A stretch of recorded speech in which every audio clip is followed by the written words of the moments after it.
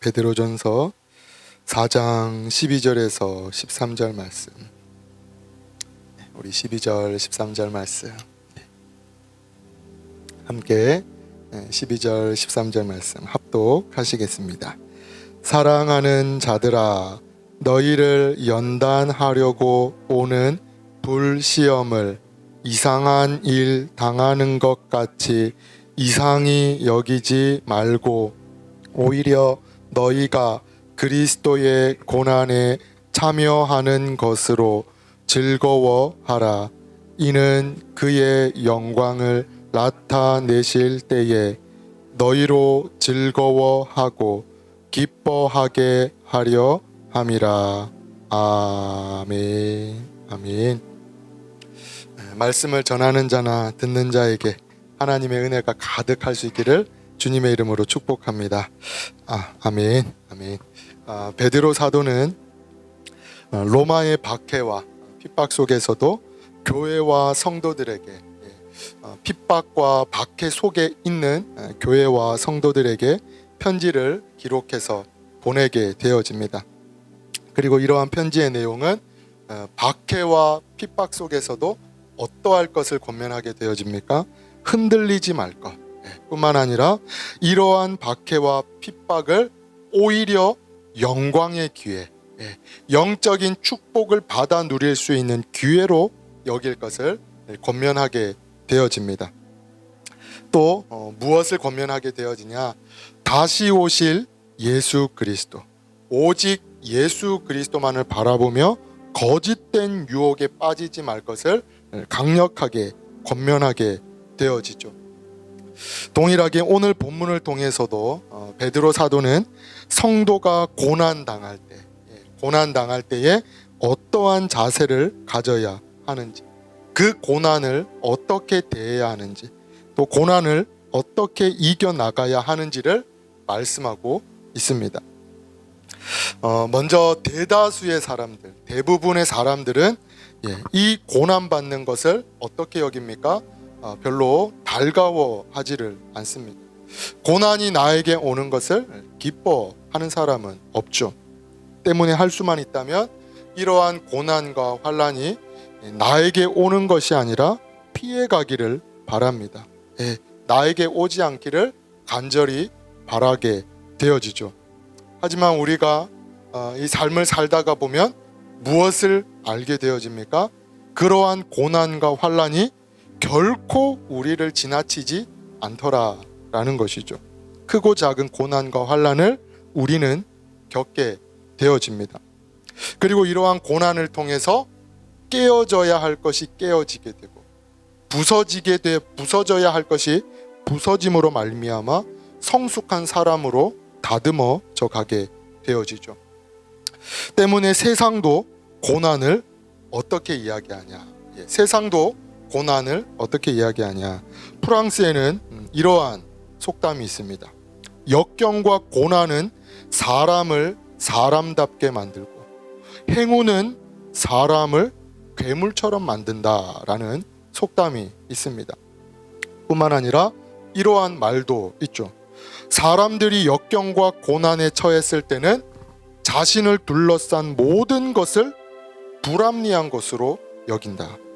하지만 이러한 역경과 고난은 우리의 몸과 마음의 병을 고치는 힘과 약이 된다. 약이 몸에 쓰듯이 역경과 고난은 우리에게 괴로움과 고통을 주지만 이것을 잘 참고 다스리면 많은 이로움을 얻을 수 있다라는 세상도 이러한 이야기를 하죠. 진리의 말씀인 성경도 고난을 이렇게 이야기합니다. 시편 119편 71절. 고난당한 것이 무엇입니까? 내게 유익이라. 이로 말미암아 내가 주의 율례들을 배우게 되었나이다. 로마서 8장 18절은 이렇게 말씀을 하고 있습니다. 생각하건대 현재의 고난은 장차 우리에게 나타날 영광과 비교할 수가 없도다. 디모데후서 1장 8절은 이렇게 말씀을 하고 있습니다.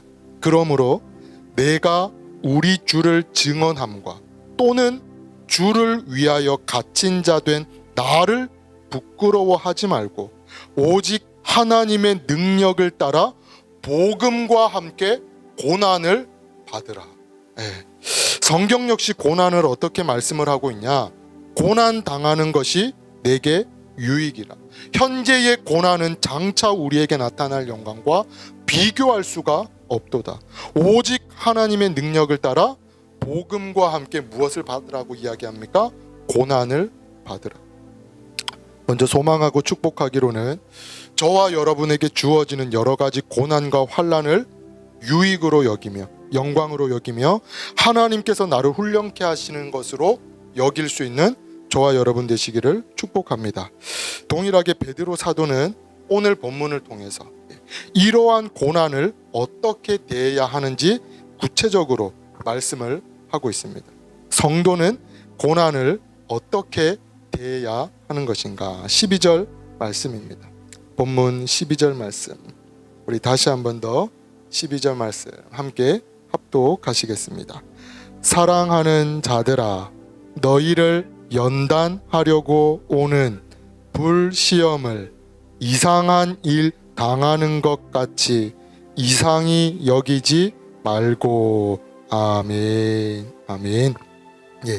여기서 연단 페이라스몬이라는 것은 단순한 어떤 연단이라는 것이 아니라 이유가 있는 연단, 계획된 연단, 성숙함을 위한 연단이라는 의미를 가지고 있습니다.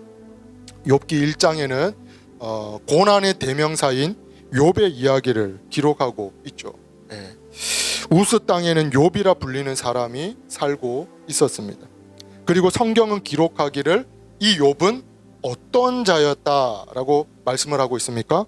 온전한 자요, 정직하여 하나님을 경외하며 악에서 떠난 자더라라고 성경은 기록하고 있습니다. 먼저 온전하고, 이 온전하다라는 것은 도덕적으로 흠이 없는 고결한이라는 것입니다. 믿음의 조상이었던 노아와 아브라함, 야곱, 요셉에게도 이러한 표현이 쓰여졌죠. 온전하고. 이어서 이 욥을 어떻게 표현하냐? 정직하여. 이 정직하다라는 것은 올바른, 고든 생활 속에서 정의를 행하는 이라는 것이죠. 뿐만 아니라 이 욥은 어떠한 자이냐?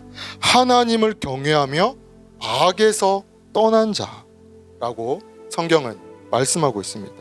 즉, 살펴보게 되어지면 사람과의 관계, 생활 속에서의 태도, 하나님과의 그 관계에 있어서 흠잡을 데가 없는 사람이라는 것이죠.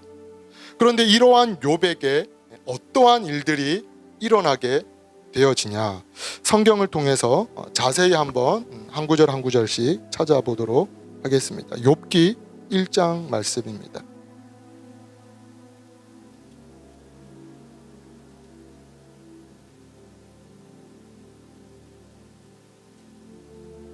욥기 1장 13절에서 먼저 15절 말씀입니다.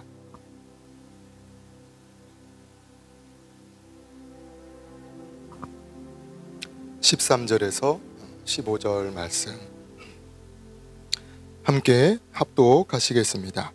하루는 욥의 자녀들이 그 맏아들의 집에서 음식을 먹으며 포도주를 마실 때에 사환이 욥에게 와서 아뢰되 소는 밭을 갈고 나귀는 그 곁에서 풀을 먹는데 스바 사람이 갑자기 이르러 그것들을 빼앗고 칼로 종들을 죽였나이다.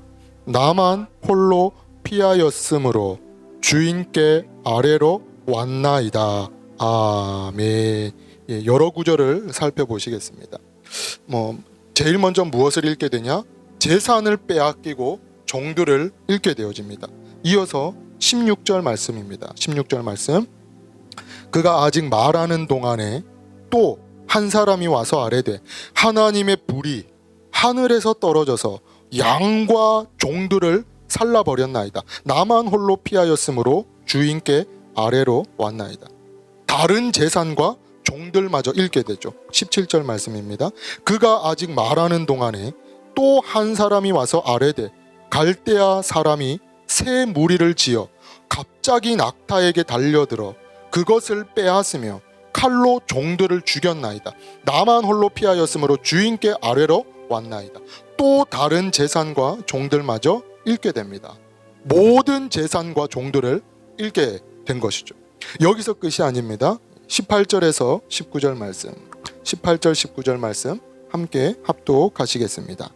그가 아직 말하는 동안에 또 한 사람이 와서 아뢰되 주인의 자녀들이 그들의 마다들의 집에서 음식을 먹으며 포도주를 마시는데 거친 들에서 큰 바람이 와서 집 내 모퉁이를 치매 그 청년들 위에 무너짐으로 그들이 죽었나이다. 나만 홀로 피하였으므로 주인께 아뢰러 왔나이다 한지라. 아멘. 예, 자녀들을 잃게 되어집니다. 이어서 2장 7절 말씀. 사탄이 이에 여호와 앞에서 물러가서 욥을 쳐서 그의 발바닥에서 정수리까지 종기가 나게 한지라. 건강을 잃게 되어집니다. 2장 9절 말씀. 그의 아내가 그에게 이르되 당신이 그래도 자기의 온전함을 굳게 지키느냐 하나님을 욕하고 죽으라. 사랑하는 아내마저 어떻습니까? 예, 자신을 향해 손가락질을 하고 돌아서 버리게 되어지죠. 인간이 당할 수 있는 모든 고난과 아픔을 당하게 되어집니다. 그렇다면 우리가 생각을 해볼 수 있는 것이 왜 욥은 정직하고 온전하여 하나님을 경외하며 악에서 떠난 자임에도 불구하고 이러한 고난과 환난을 겪고 있는 것인가 라는 거죠. 욥기 23장에서 욥은 이렇게 고백을 합니다. 우리가 잘 아는 말씀이죠. 그러나 내가 가는 길을 그가 아시나니 그가 나를 단련하신 후에는 내가 정금과 같이 순금과 같이 되어 나아오리라. 무엇을 고백합니까? 그가 나를 단련하신 후에. 아멘. 즉 욥이 이러한 고난을 겪었던 이유가 무엇이냐? 욥의 악함, 욥의 어떤 죄악과 어떤 문제로 인함이 아니라 그를 단련하시고 연단하시기 위한 하나님의 훈련과 계획인 것임을 알 수가 있는 거죠. 동일하게 오늘 본문 12절, 오늘 본문 12절의 연단, 페이라스몬이라는 것이 이와 같은 것입니다. 이유가 있는 연단, 계획된 연단, 성숙함을 위한 연단이라는 거죠. 뿐만 아니라 베드로 사도는 이러한 연단이 어떠한 시험이다 라고 표현을 하고 있냐. 12절에는 이렇게 말씀을 하고 있습니다. 너희를 연단하려고 오는 불시험. 그냥 시험이라고 표현하지 않고 불시험이라고 표현을 하고 있습니다. 금속을 재련하고 그 속에 있는 불순물을 제거하기 위해서는 그 어떤 고철이나 철이 어떻게 되어져야 합니까? 반드시 용광로를 거쳐야 합니다. 그리고 잘 달구어진 쇠는 대장장이를 통해서 그에 합당한 도구와 기구로 다듬어져 가게 되어지죠. 동일하게 불시험이라는 것은 하나님께서 의도적으로 허락하시는 고난과 시험을 은유적으로 표현하고 있는 것이다 라는 거죠. 때문에 하나님께서 계획하시고 다듬어 가시는 이 시험을 베드로 사도는 어떻게 하지 말라라고 이야기를 하냐. 12절 후반절에 이상한 일 당하는 것 같이 이상히 여기지 말고. 여기서 이상히 여기지 말라라는 것은 당연하게 여겨라, 마땅하게 여기라 라는 거죠. 며칠 전에 한 칼럼에서 이런 기사를 보게 되었습니다. 친구의 기도와 전도로 인해서 얼마나 많은 시간을 기도하고 권면했겠습니까? 한 친구를 위하여서 기도하고 전도하고 결국은 그 한 부인이 그 친구가 교회를 나오게 된 거죠. 함께 예배를 드리고 성경을 공부하면서 신앙을 쌓아가게 됩니다. 그런데 이 부인이 교회를 다니는 그 순간부터 가정에 좋지 않은 일들이 생기기 시작한 거죠.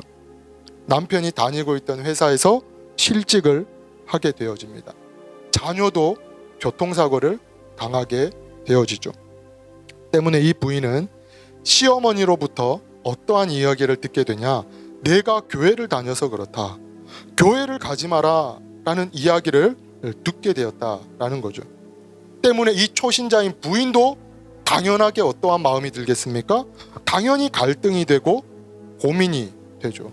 여태까지 잘 다니고 있던 남편의 회사가 갑자기 실직하게 되어지고 자녀도 교통사고를 당하게 되는 그 일들을 통해서 이 초신자 부인은 고민에 휩싸이게 되어집니다. 결국 이러한 일로 인해서 기도를 부탁하는 한 글을 보게 되었죠. 서두에 말씀드린 것처럼 대다수의 사람은 고난과 환난을 달가워하지 않습니다. 반가워하지 않죠. 저 역시도 크게 다르지가 않습니다.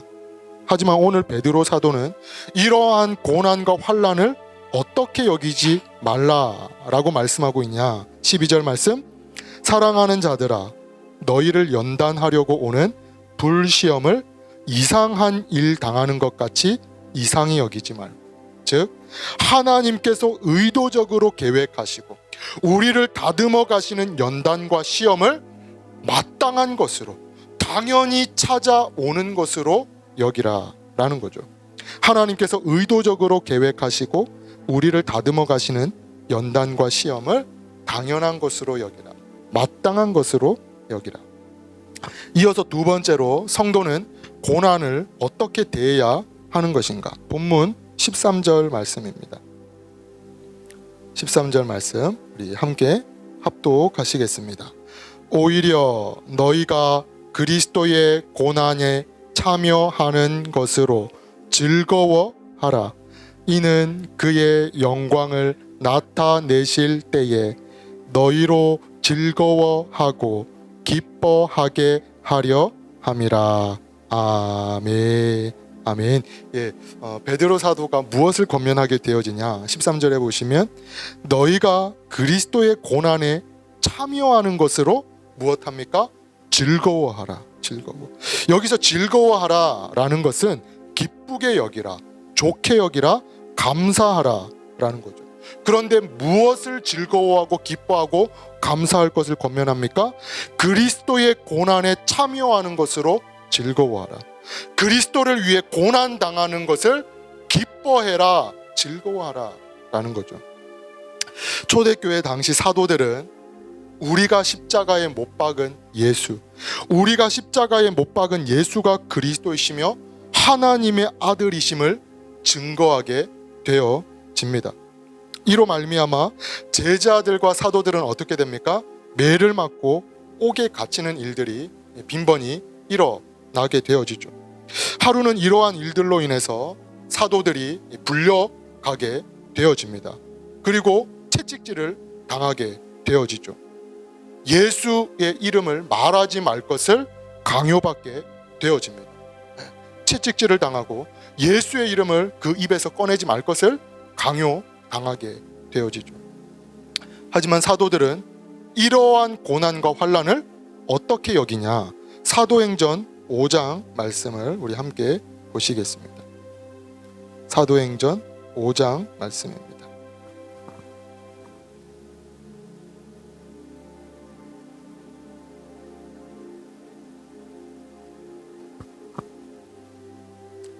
사도행전 5장 40절에서 42절 말씀입니다. 우리 사도행전 5장 40절에서 42절까지 말씀 함께 합독하시겠습니다. 그들이 옳게 여겨 사도들을 불러들여 채찍질하며 예수의 이름으로 말하는 것을 금하고 놓으니 사도들은 그 이름을 위하여 능력받는 일에 합당한 자로 여기심을 기뻐하면서 공회 앞을 떠나니라. 그들이 날마다 성전에 있든지 집에 있든지 예수는 그리스도라고 가르치기와 전도하기를 그치지 아니하니라. 아멘. 아멘. 예. 이 사도들이 어떻게 하게 되어집니까? 사도들은 그 이름을 위하여, 예수 그리스도의 이름을 위하여 능력받는 일에 합당한 자로 여기심을 기뻐하면서 공회 앞을 떠나니라. 또한 바울 사도는 로마서 8장을 통해서 육신에 속한 자 뿐만 아니라 영에 속한 자를 대조하면서 이렇게 이야기를 합니다. 먼저 육신에 속한 자들은 어떠한 것을 말하냐? 육신의 일을 생각하고 그 생각은 사망이며 하나님과 원수가 되며 하나님의 법에 굴복하지 아니하며 하나님을 기쁘시게 할 수 없다. 누가 기쁘시게 할 수 없습니까? 육신에 속한 자. 사도 바울은 이야기를 하게 되어지죠. 대조에서 어떠한 사람을 이야기합니까? 영에 속한 자. 영에 속한 자는 영의 일을 생각하고 그 생각은 생명과 평안이며 양자의 영을 받아 아바 아버지라 부르고 상속자임을 이야기하게 되어집니다. 그런데 이어서 이 사도 바울 사도가 상속자이기 때문에 무엇까지 받을 것을 권면하게 되어지냐? 우리 로마서 8장 말씀도 함께 한번 보시겠습니다. 로마서 8장 17절 말씀입니다.